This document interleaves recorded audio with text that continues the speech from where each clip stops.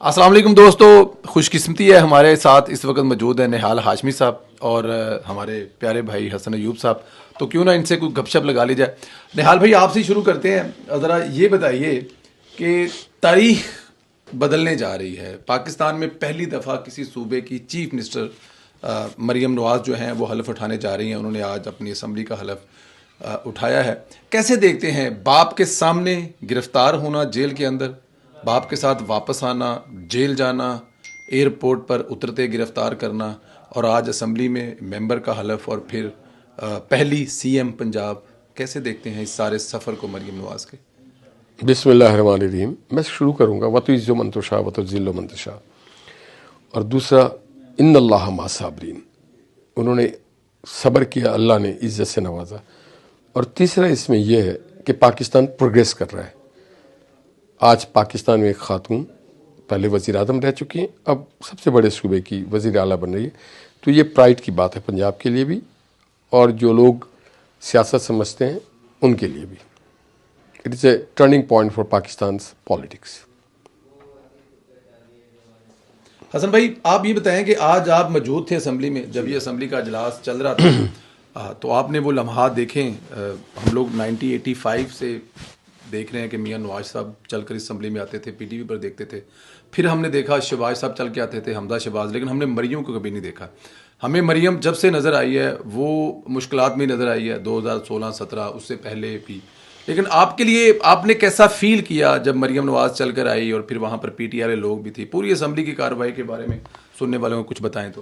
पूरी आपने कहा शॉर्ट बातें करें, पूरी कार्रवाई बताऊंगा तो बहुत लंबी हो जाएगी। अच्छा, इसमें बस सिंपल बात ये है जी कि मरियम नवाज शरीफ साहिबा जिस तरह आज आई तो डेफिनेटली ये एक उनकी फैमिली के लिए और मुस्लिम लीग नवाज के लिए खुशी का लम्हा था। मरियम नवाज ने बिल्कुल ये जो ओहदा है ये को विरासत में नहीं लिया। मैं ये बात करूँगा कि मरियम ने अब अमली तौर के ऊपर सियासत में हार्ड वर्क किया है और वो हार्ड वर्क स्टार्ट होता है उस वक्त में जब पार्टी के ऊपर बहुत बुरा वक्त था और उसमें यानी उन्होंने दोबारा एक किस्म की नई जो है रूह बख्शी है इस जमात को।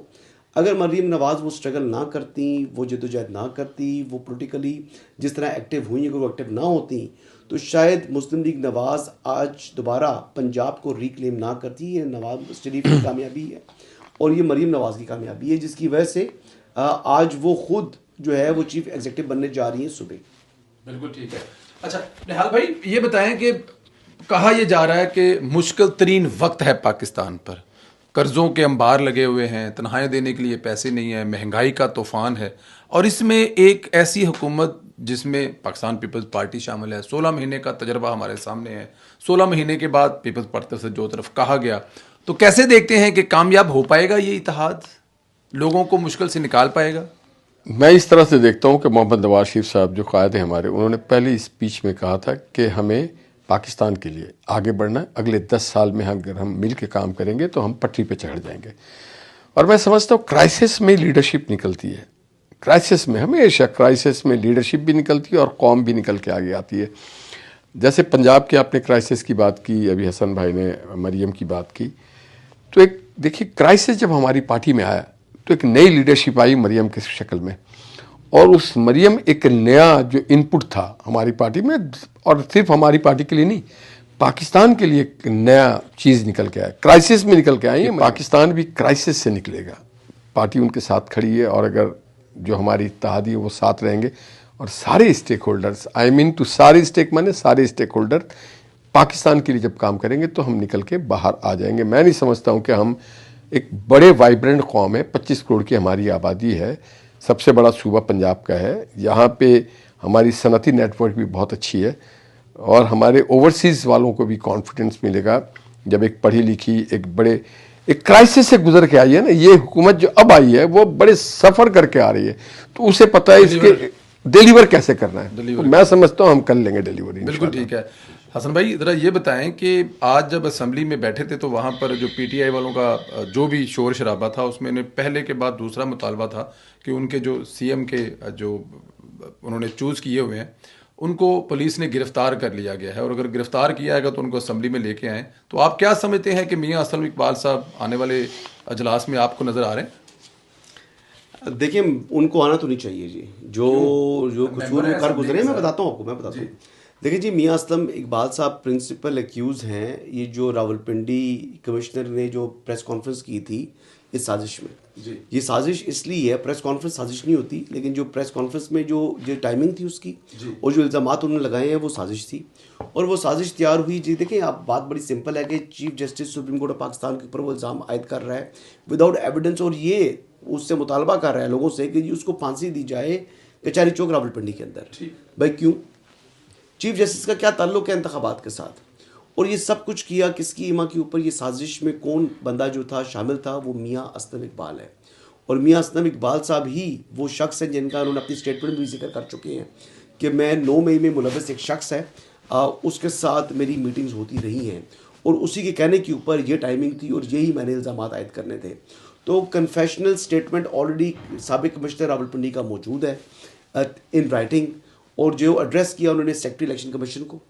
और देखिए बात बड़ी ऐसी है कि मियां असलम इकबाल साहब को राहदारी ज़मानतें, ये निहाल साहब खुद वकील हैं, राहदारी ज़मानत ये नहीं होती कि 1 महीना उसको किसी भी केस में गिरफ्तार नहीं करना, ये राहदारी ज़मानत नहीं होती। तो जो पेशावर हाई कोर्ट के मुअज़्ज़ज़ जज साहब हैं उनको खुद भी अपने फैसलों के ऊपर गौर करना चाहिए, क्योंकि फैसला आइन और कानून के ताबे रहते हुए अदालत दे सकती है। अदालत को ये हक नहीं है कि वो आइन और कानून से बाहर निकल कर कोई फैसला देना शुरू कर दे। मतलब 199 में कोई बंदा अगर चला जाता है अदालत के पास, तो उसमें अदालत के भी कुछ इख्तियारात हैं, और कुछ इख्तियारात से अगर वो तजावज़ करेगी तो वो जज भी अकाउंटेबल हो सकता है। तो ये जो जजमेंट है, जो उनकी उन्होंने प्रोटेक्टेड बेल दी है, राहदारी ज़मानत दी है, ये ज़मानत भी नहीं दे सकती। और कोई नया अगर किसी ने को ऑफेंस कमिट कर दिया है, कोई नया उसने को क्राइम कमिट कर दिया, तो फिर उसमें उसकी गिरफ्तारी हो सकती है। तो मियां असलम इकबाल साहब की मैं गिरफ्तारी अगर नहीं हुई तो होनी चाहिए, मैं ये कहूँगा बड़ा लाउडली एंड क्लियरली। हाँ ठीक है, जब तक वो गिरफ्तार हैं, एक्यूज़ हैं, अब उनके ऊपर कोई चीज़ साबित नहीं होती, तो जो स्पीकर हैं मुतलका असेंबली के, प्रोटेक्शन ऑर्डर उनको जारी करें, उनको हाउस में पेश करें। वो is a member of house, ठीक है, वो ऑनरेबल मेंबर ज़रूर हैं, लेकिन जो क्राइम वो कमिट कर बैठे हैं उसकी सजा से या उसकी इंटेरोगेशन से या उसकी इन्वेस्टिगेशन से उनको बाहर नहीं निकाला जा सकता। बिल्कुल ठीक है। इसी हवाले से आखिरी सवाल मैं आपसे करूंगा, लेकिन मैं ज़रा निहाल भाई से ज़रा एक सवाल ले लूँ। निहाल भाई, ये जो इलेक्शन था ये नवाज शरीफ के नाम पर लड़ा गया था कि पाकिस्तान को नवाज दो, और फिर जो इलेक्शन का रिजल्ट आया और उसके बाद अनाउंस हुआ कि शहबाज साहब जो हैं वो इस हुकूमत को लीड करने जा रहे हैं, मियां साहब नहीं, तो सोशल मीडिया पर और मीडिया पर भी कहीं कहीं ये तूफ़ान बदतमीज़ी हुआ कि मियां नवाज साहब माइनस हो गए। तो क्या नवाज शरीफ साहब पाकिस्तान की सियासत से माइनस हो गए हैं? मियां नवाज प्लस और प्लस होंगे। अच्छा, जो लोग मियां नवाज शरीफ को जानते हैं उन्हें पता है कि वो क्राइसिस से निकलना जानते हैं, सब्र तहम्मुल करते हैं, चीज़ों का अदराक करते हैं, असेस करते हैं उसके बाद। और उनके पास एक चीज़ बहुत अहम है, वो अपनी ज़ात अपनी पार्टी से ज़्यादा बालातर रखते हैं पाकिस्तान को। वो पाकिस्तान को बहुत आगे देखना चाहते हैं। पाकिस्तान के लिए जो अल्लामा इकबाल और कायद आज़म ने और हमारे बड़ों ने ख्वाब देखा था उसकी ताबीर लाना चाहते हैं। वो अपने ज़ात को मनफी करके मिटा करके वो कहते हैं पाकिस्तान अगर आगे जाए। वो हमेशा बात करते हैं कि रीजनल पीस होना चाहिए, रीजनल कनेक्टिविटी होनी चाहिए, इकोनॉमिक एक्टिविटी होनी। अगर आप उनकी एक इंटरव्यू देख लें, वो दिया था नवाब कैफ़े को आफ्टर द एटॉमिक जो हमारा धमाका हुआ था उसके बाद, उन्होंने कहा था हमें अब इस रीजन में लड़ाई नहीं चाहिए। इंग्लिश में था वो, उन्होंने शायद वॉइस ऑफ अमेरिका के लिए, APP के लिए था, AFP के लिए उन्होंने कहा था कि the reason should go and we should contest for the economic strength, not for the warfare.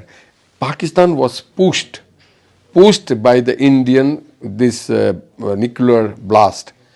Otherwise, we are having our capacity, but we never gone for that. We are looking forward for a prosper region. तो वो हमेशा मुल्क से reason की prosperity की बात करते हैं। उनको इस बात का इदराक है कि पाकिस्तान की मईशत जो है वो बहुत अपनी ज़ात से बालातर होकर आप जब सोचेंगे तो पाकिस्तान की मईशत भी ठीक होगी। और मैं समझता हूँ कि वो पार्टी को भी लीड करेंगे और एक फादरली फिगर हैं वो। अब वो उनको भी देखेंगे कि किस तरह से पार्लियामेंट प्रोसेस कर रही है, किस तरह से गवर्नमेंट प्रोसेस कर रही है, किस तरह से ब्यूरोक्रेसी प्रोसेस कर रही है। तीनों मिल करके फिर आप आगे बढ़ सकते हैं, पार्लियामेंट, गवर्नमेंट एंड ब्यूरोक्रेसी जो डिलीवर करेंगे। और उसका उनको तजुर्बा है और वो उनसे मेरे बैठ के रोल अदा करेंगे, वो रोल पाकिस्तान अदा के लिए, करेंगे बड़ी नवाज के लिए, और पंजाब पॉलिटिक्स करेंगे, फुल फ्लेज पॉलिटिक्स करेंगे वो, मगर पॉलिटिक्स अपनी पार्टी के लिए नहीं, पॉलिटिक्स करेंगे पाकिस्तान के लिए। मुल्क के लिए करेंगे। यस, बिल्कुल ठीक है। हसन भाई आखिरी सवाल है, उस तरह शॉर्ट सा, मैंने कहा नजायज़ फ़ायदा उठा लें, निहाल भाई बैठे हैं, आप भी बैठे हैं, तो अभी आपने बड़ा तहमीद बांधी है कि असलम इकबाल को पकड़ना चाहिए, अगर नहीं पकड़ा तो ये तो वो। जो पकड़े हुए हैं उनका तो अभी तक कुछ बना नहीं है। जो कहा गया था कि 9/11 से बड़ा हादसा है और पता नहीं कौन सी क़यामत आ गई पाकिस्तान में, वो सारे के सारे कुछ पकड़े हुए हैं, कुछ छोड़ दिए हैं, कुछ का हमें पता ही नहीं क्या हो रहा है। तो आने वाले दिनों में कुछ देख रहे हैं। अभी तो इमरान रियाज साहब पकड़े गए हैं, सदीक जान है, वो मेरे ख्याल में जिस तरह हमारे सामने बैठे हैं, निहाल हाशमी, इन्होंने क्या 2-4 लफ्ज़ बोले थे तो क्या हाल हुआ ना, तो यहाँ पर तो देखें मैं इसमें वाजे कर दूं, मैंने अपनी तकरीर, उस तकरीर में ना किसी कोर्ट का नाम लिया था ना जज का, मुझ पे तो कंटेम्प्ट लगता ही नहीं था। मैं वही कह रहा हूँ कि लगता नहीं था। और आपको तो बाबा रहमता तो वैसे भी जो था ना, वो वैसे बाबा रहमता आपने गलत बात भी नहीं की थी, वो उसने खुद ही अपने आप को ना बुजुर्ग बाबा रहमता मिसाल दी थी, उस मिसाल पर अगर आपने बात कर ली थी तो मेरे ख्याल से वो मतलब उन्होंने छोटापन जाहिर किया था। और मैं इनकी बात से एग्री करता हूं कि आप जब राहदारी देते हैं ना, तो वो होता है कि इस कोर्ट से उस कोर्ट तक जाने का जो रास्ता है, बस वो जमानत नहीं है, ये राहदारी है कि वहां हाँ, जमानत तो नहीं है, तो दरमियान में अगर उधर से जाके दरमियान का रास्ता कि I want to surrender before the court, बिल्कुल दैट्स इट। बिल्कुल ठीक है जी। क्या होने वाला है अब?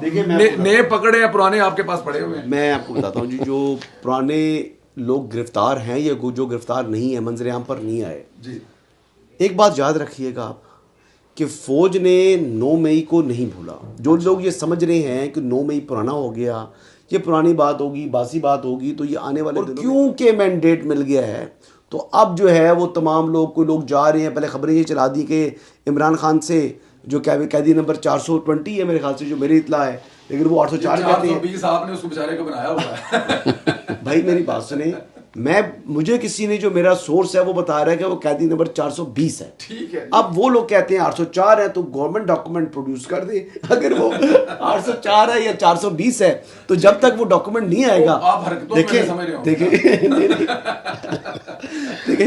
जब तक वो डॉक्यूमेंट मेरे सामने को प्रोड्यूस नहीं करेगा, तब तक तो मैं अपने इन्फॉर्मर है, मैं उसकी बात को कोई जो है ना वो मोतबर समझूंगा, उसको ही को साहिब समझूंगा और मैं 420 ही कहूंगा। बिल्कुल ठीक है जी। अगर आपको बुरा लगता है तो माजरत के साथ जी, बुरा लगा करते रहे। मैं तो अपने ट्रस्ट के ऊपर, मैं तो अपने सोर्स के ऊपर ट्रस्ट करूंगा। मैं आपकी बातों के ऊपर जो इतनी बात नहीं रखनी, वो 804 नहीं है, 420 है। ये आपके व्यूअर्स के लिए भी कैदी नंबर 420, करप्शन और करप्ट प्रैक्टिस में मुलविस, अदालत से नाअहल मुजरिम, ठीक है, कैदी अडयाला जेल का कैदी नंबर 420। ये पूरे उसका जो है ना इंट्रोडक्शन ये बनता है। अब आ जाए अच्छा, अब जो लोग पकड़े हुए हैं, मतलब संजीदा बात अब ये है कि देखिए हमारे शोधा ने मुख्तलिफ ऑपरेशंस में रोज़ अपनी जानों की कुर्बानी देते हैं। 9 मई क्या है? 9 मई को अगर आप समझे तो 9 मई सिर्फ एक बिल्डिंग को जलाना नहीं है, एक मोन्यूमेंट को गिराना नहीं है। वो कोई उस जो उन्होंने मोन्यूमेंट बनाया था, उस सीमेंट की चीज़ नहीं थी, वो किसी की यादगार थी, किसी ने इस मुल्क के लिए अपनी जान की कुर्बानी दी थी। तो फौज ने अपने जो शोधा है उनकी इज्जत को मुकद्दम रखना है। तो जो 9 मई में मुलविस लोग हैं उनके लिए कोई बख्शिश नहीं है, उनके लिए उनके साथ कोई डील नहीं है। और जो लोग भी उनको बचाने के लिए सहूलतकारी फराम कर रहे हैं, चाहे वो अदलिया से हैं, चाहे वो किसी भी इदारे से हैं, चाहे वो इवन फौज से ही है, कोई एक मिनट के लिए सोच लें, और तो फौज से कोई है नहीं, लेकिन एक मिनट के लिए कोई एक आध शख्स ऐसा सरफरा कोई फौज का भी है, तो उसकी भी बख्शिश नहीं है। उसको भी इन तमाम के तमाम मुकदमात को मंतकी अंजाम तक पहुंचाया जाएगा, हर कीमत पर पहुंचाया जाएगा, कोई डील नहीं होगी और इनके खिलाफ कार्रवाइयाँ होनी हैं अदालतों के ज़रिए। यानी ओबियसली मावरा अदालत कोई कार्रवाई नहीं होनी, अदालत से बाहर निकल के किसी को गोली मार के मर्डर नहीं करते ना, आना कानून की गिरफ्त के अंदर ही है, लेकिन जो कानून के अंदर सख्त से सख्त सजा है वो दिलवाने की कोशिश होगी, वो दिलवाने की कोशिश होगी और ये इंश्योर करेंगे कि वो हो, तो इस मामले को छोड़ा नहीं जाएगा। और इवन के जो सहूलतकार हैं, जो ईमानदार हैं, जो बहुत ही पक्के ईमानदार हैं, वो भी सोचे समझे और इस मुल्क के साथ मुखलस हों। एक फ़र्द के साथ जो मोहब्बत है ना, उनकी जो लाजवाल मोहब्बत है और अंधी मोहब्बत है, उस पर गिरफ्तार ना हो और अपने शोधा को जो है ना मुकद्दम रखें, अपनी शोधा की यादगारों को मुकद्दम रखें और पाकिस्तान के साथ मोहब्बत रखें। बिल्कुल ठीक कह रहे हैं, बहुत शुक्रिया हसन भाई आपका, निहाल भाई आपका। मैं भी यही कहूँगा, अपने कल वाले रात वाले वीलॉग में दोपहर में मैंने यही बात की, इमरान रियाज साहब गिरफ्तार मैं हुए। ये इसमें कहूँगा, जी प्लीज। फिल्म अभी बाकी है मेरे दोस्त, ये इंटरवल है। इंटरवल भी नहीं है इसमें तो खाली और मियाँ साहब के हवाले से भी जो यही पुरानी कहूँगा, फिल्मों में पहले नंबर चलते थे ना, आप पहले मियाँ नंबर साहब के चलते हवाले से भी कहूँगा अभी कि फिल्म अभी बाकी है मेरे दोस्त। थे। मियाँ साहब कम बैक नेक्स्ट वज़ीर आज़म के लिए 100%। अच्छा जी, इंशाल्लाह फिल्म अभी बाकी है मेरे दोस्त। ये बहुत बड़ी बात कर रहे हैं जी निहाल हाशमी साहब। उन्होंने 2 लफ्ज़ों में बताया कि फिल्म अभी बाकी है और जो मियाँ साहब हैं वो भी वापस आएंगे। मैं निहाल भैया आपको बताऊं, मेरे ट्विटर हैंडल के ऊपर एक वीडियो जो है वो टैग है, उसको बड़े बड़े लोगों ने आगे भी किया और इमरान रियाज से लेके पता नहीं जितने भी हमारे वो, बल्कि हमें हंस के दर्द एक मुझे एक मैसेज आया जिसमें वो पंजाबी में कहते हैं कि धाड़े मार के वो रो रहा था कि हम लुट गए हैं। मियाँ साहब जब फैसला हुआ कि मियाँ साहब वज़ीर नहीं बनेंगे तो रो रहा था, लुट रहा था। वो अभी भी मेरे उसके सबसे ऊपर ही ट्विटर पे, तो मजाक भी लोगों ने उड़ाया और मैंने लिटरली लोगों को रोते मैसेज करते देखे कि संदीला साहब हम लुट गए हैं, हम यतीम हो गए हैं नवाज शरीफ ने। तो ये लोगों का जो मियाँ मोहम्मद नवाज पर यकीन है ना, बल्कि मैं तो ये कहूँगा कि मैं